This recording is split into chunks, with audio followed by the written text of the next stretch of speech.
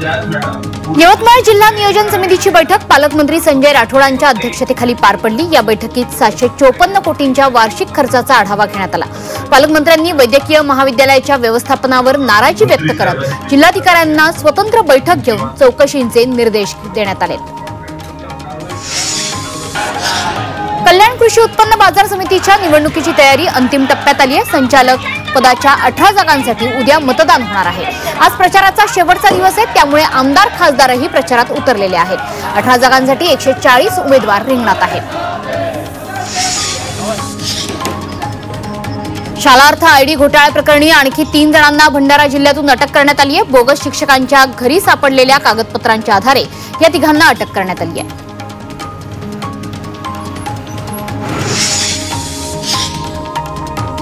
कल्याणमधील बल्याणी आणि उंबरणी रोड लगत अनधिकृत बांधकामावर कारवाई करण्यात आली आहे। या परिसरात अनधिकृत बांधकाम झाल्याची माहिती आयुक्तांना मिळाली होती। पावसामुळे या परिसरात मशिनरी न पोहोचू शकल्याने हातोड्यांच्या साहाय्याने बांधकाम उद्ध्वस्त करण्यात आलं। माहूरच्या रेणुकादेवी मंदिराच्या गडाची संरक्षक भिंत कोसळली आहे। गडावर जाण्यासाठी स्कायवॉक आणि लिफ्टचं काम सुरू आहे। गडाखालील काही भाग या कामासाठी पोखरण्यात आलाय। त्यात परवा झालेल्या मुसळधार पावसामुळे संरक्षक भिंतही अचानक कोसळली आहे। या कामाबाबत गुत्तेदार हलगर्जीपणा दाखवत असल्याचा आरोप स्थानिकांनी केला आहे।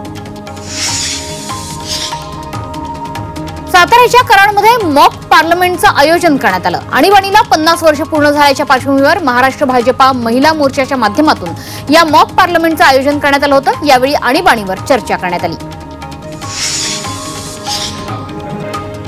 कल्याणमध्ये अंमली पदार्थांविरोधात पोलिसांनी जनजागृती रॅलीचं आयोजन केलं। यावेळी पोलिसांनी शाळा आणि महाविद्यालयीन विद्यार्थ्यांसोबत संवाद साधला। शाळा आणि महाविद्यालयात अंमली पदार्थांच्या दुष्परिणामांबाबत पथनाट्यही सादर करण्यात आलं। शहापूर शहरातील कुमार हॉल जवळ एका कारला अचानक आग लागली। रात्रीच्या सुमारास झाडाला धडकून या कारचा अपघात झाला होता। त्यामुळे चालक तिथेच गाडी सोडून निघून गेला। मात्र अचानक काही वेळाने कारनं पेट घेतला। यामध्ये कार पूर्णतः जळून खाक झाली।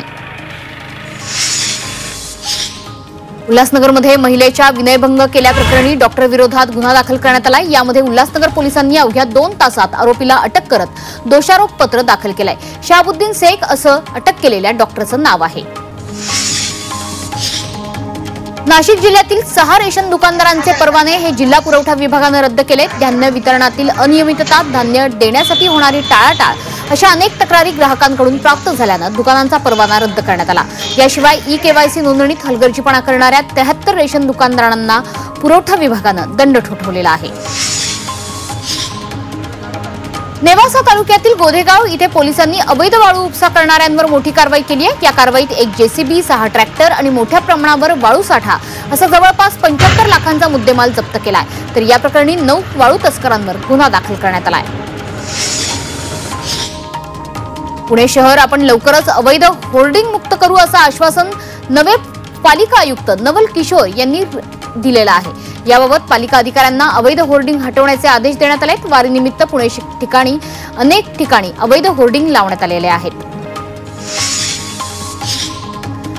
ठाण्यातील बेकायदा बांधकाम प्रकरणी हायकोर्टानं ठाणे मनपाला काही सूचना देण्यात आल्या आहेत। बेकायदा बांधकामाच्या पाडकाम कारवाईसाठी येणाऱ्या खर्चापैकी 10% रक्कम या बांधकामासाठी जबाबदार असलेल्या महापालिकेच्या अधिकाऱ्यांकडून वसूल करण्याचा विचार करा अशी सूचना कोर्टानं केली आहे। बदलापूर पोलिसांनी अपहरण झालेल्या 4 वर्षाच्या चिमुकलीची 24 तासात सुटका केली आहे। पोलिसांनी आरोपीला मध्य प्रदेश इथून अटक केली आहे। आरोपीचा यामागे नेमका काय उद्देश होता याबाबत पोलिसांचा तपास सुरू आहे। सोलापूर महापालिकेचे माजी महापौर मनोहर सपाटे यांच्यावर विनयभंगाचा गुन्हा दाखल झालाय। एका 45 वर्षीय महिलेनं दिलेल्या तक्रारीवरून फौजदार चावडी पोलीस ठाण्यात गुन्ह्याची नोंद झाली आहे। पीडित महिलेनं विनयभंगाची घटना मोबाईलमध्ये चित्रित केली आहे। येवला तालुक्यातील पाटोड्यात 26 गोवंशांची सुटका करण्यात यश आलंय। संशयित लल्लू देशमुख हा व्यक्ती ही जनावरं मालेगाव आणि इतर ठिकाणी कत्तलीसाठी पाठवत असल्याची माहिती गोरक्षकांना मिळाली होती। त्यानुसार गोरक्षकांनी पोलिसांच्या मदतीनं 26 गोवंशांची सुटका केली आहे। बीडमध्ये अल्पवयीन विद्यार्थिनीचा लैंगिक छळ झाल्याची घटना घडली आहे। या प्रकरणी खासगी क्लास चालवणाऱ्या 2 शिक्षकांविरुद्ध गुन्हा दाखल झालाय। या घटनेमुळे हजारो विद्यार्थी शिकणाऱ्या संकुलात विद्यार्थिनींच्या सुरक्षिततेचा प्रश्न पुन्हा ऐरणीवर आलाय। नाशिकच्या मालेगावमध्ये पिस्तुलासह एकाला पोलिसांनी अटक केली आहे। किल्ला पोलिसांनी सापळा रचत अटकेची कारवाई केली आहे। पोलिसांनी आरोपीकडून एक पिस्तूल आणि 2 कारतूस जप्त केली आहेत। या प्रकरणी आरोपीवर किल्ला पोलीस स्टेशनमध्ये गुन्हा दाखल करण्यात आला आहे। रायगडमध्ये जात पडताळणी प्रमाणपत्रासाठी विशेष मोहीम सुरू करण्यात आली आहे। मागासवर्गीय विद्यार्थ्यांना जात पडताळणी प्रमाणपत्र वेळेत उपलब्ध व्हावं याकरता सामाजिक न्याय विभागातर्फे ही विशेष मोहीम हाती घेण्यात आली। विद्यार्थ्यांनी आपल्या मूळ जिल्ह्यातील जात पडताळणी समितीकडे अर्ज करावा असं आवाहन करण्यात आलंय। मुस्लिम महिलेला तलाकचा पूर्ण अधिकार असल्याचा ऐतिहासिक निकाल उच्च न्यायालयानं दिलाय। तसंच महिलांना घटस्फोट घेण्यासाठी पतीच्या संमतीची गरज नाहीये असा निकाल तेलंगणा उच्च न्यायालयानं दिलेला आहे। आरोग्य राज्यमंत्री मेघना बोर्डीकर यांची अलिबाग इथल्या जिल्हा सामान्य रुग्णालयाला अचानक भेट देण्यात आली। यावेळी त्यांनी रुग्ण व्यवस्थेचा आढावा घेतला। रुग्णांना चांगली आरोग्य सेवा द्यावी असे निर्देशही त्यांनी दिले।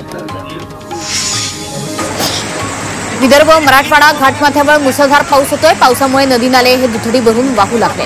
पुढच्या 24 तासांसाठी रायगड, रत्नागिरी, पुणे, साताऱ्याला ऑरेंज अलर्ट देण्यात आलाय। तर मराठवाड्यात सुद्धा विजांच्या कडकडाटासह पावसाची शक्यता आहे।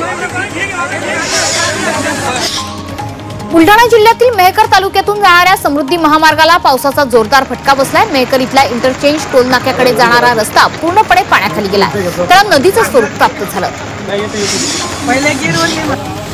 मावळ तालुक्यात जूनच्या पहिल्या आठवड्यापासून समाधानकारक पाऊस सुरू आहे। त्यामुळे बळीराजा सुखावलाय।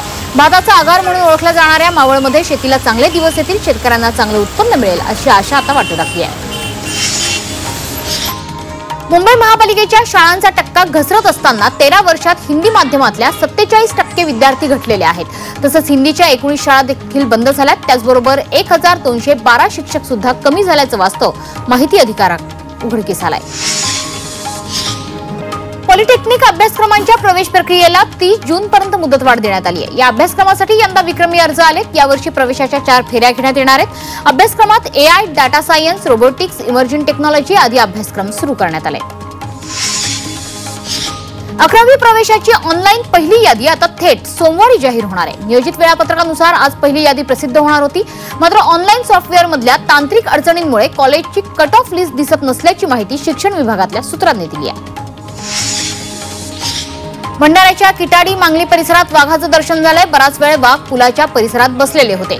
नागरिकांमध्ये भीतीचे वातावरण पसरलंय। त्यामुळे या वाघाचा बंदोबस्त करावा अशी मागणी नागरिकांनी केली आहे। चिखल्यामुळे अंदरमावळातील डाहुली कांबरे घाटात अवजड कंटेनर चिखलात रुतून बसलाय। यामुळे या मार्गावरची वाहतूक ठप्प झाली आहे। एकीकडे मुसळधार पाऊस तर दुसरीकडे हा कंटेनर रस्त्यात अडकल्यानं संपूर्ण रहदारी बंद झाली होती।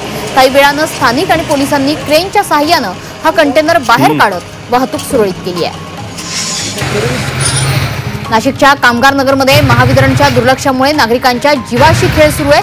रस्त्यावर विजेची वायर लोंबकळत असल्यानं मोठा अनर्थ होण्याची शक्यता आहे। ही वायर काही वेळा वाहनांमध्ये अडकल्याच्या सुद्धा घटना घडल्या आहेत। त्यामुळे महावितरणनं याचा बंदोबस्त करावा अशी मागणी नागरिक करतायत। यवतमाळच्या राळेगाव तालुक्यातील रेवती मार्गावर असलेला तात्पुरता पूल पहिल्याच पावसात वाहून गेलाय। जोरदार पावसामुळे मातीचा भराव खचून हा पूल खचलाय। यामुळे मार्ग बंद झाल्यानं ग्रामस्थ आणि शाळकरी विद्यार्थ्यांना अडचणीचा सामना करावा लागतोय। अंबरनाथ शहरात पोलिसांच्या CCTV प्रोजेक्टसाठी जागोजागी रस्ते खोदून ठेवलेत। मात्र काम झाल्यावर हे खोदलेले खड्डे न बुजवताच ठेकेदार पसार झालेत। त्यामुळे अंबरनाथच्या रिक्षा चालकांनी पुढाकार घेत हे खड्डे आता बुजवलेले आहेत।